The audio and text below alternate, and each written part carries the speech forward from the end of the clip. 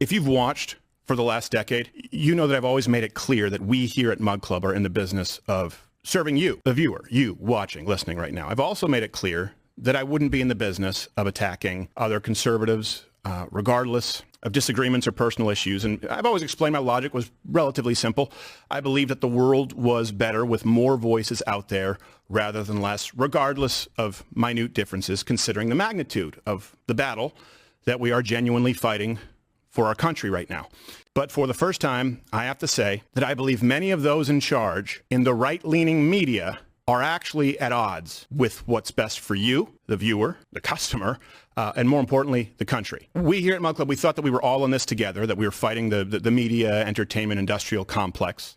We thought that we were all genuinely taking it to big tech. But too many of those in charge of the big conservative platforms are verifiably in bed with them. Big tech is in bed with Big Con. The people you thought, the people I thought were fighting for you, a lot of it has been a big con. I'm Rayy Vana, and welcome back to Rebel HQ.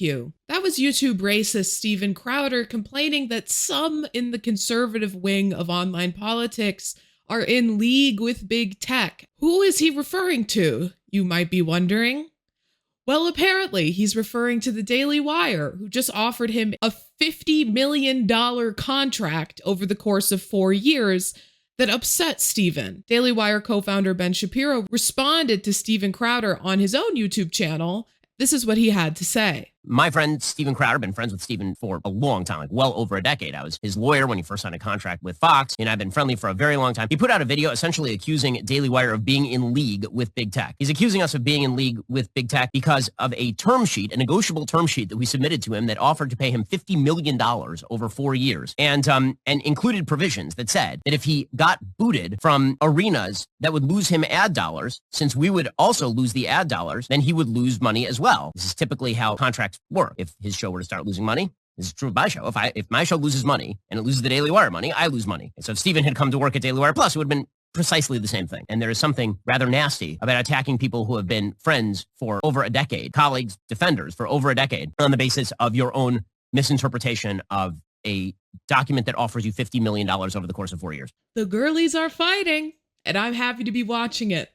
Let me break down for you what they're actually saying. The contract with Daily Wire Plus had a clause that stipulated that if Steven Crowder is banned off of platforms, particularly YouTube, and stops bringing in ad revenue from YouTube, that he will not be getting paid. Steven Crowder has been suspended from YouTube multiple times in the past, gotten countless community guideline strikes against his YouTube account. So from his perspective, it actually makes sense to be upset about this. He has built a brand off of being racist, transphobic, bigoted, in the most aggressive and ridiculous way possible. So he has a very real fear that he will get banned from YouTube and that he will not be receiving the money that was promised to him. And from the Daily Wire's perspective, if they're going to be paying Steven Crowder that much money, they want some reassurance that he's not going to be banned from YouTube. But if they were so worried about that, why on God's green earth were they giving a $50 million contract to this man? I'm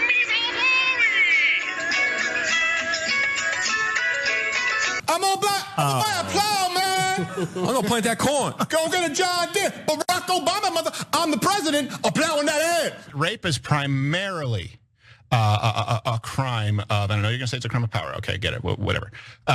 It's primarily a crime of wanting to have sex with someone who doesn't want to have sex with you, and so you have sex with them anyway. The victims of rape would usually, not always, generally be those who are most desirable sexually, considering the crime. Maybe like the 5s to 10s. I mean, like you don't carjack a 98 Oldsmobile. Oof. Doesn't seem like a very safe business investment on the part of the Daily Wire, but it is very funny to watch these two right-wing grifters realize that there is no honor amongst thieves.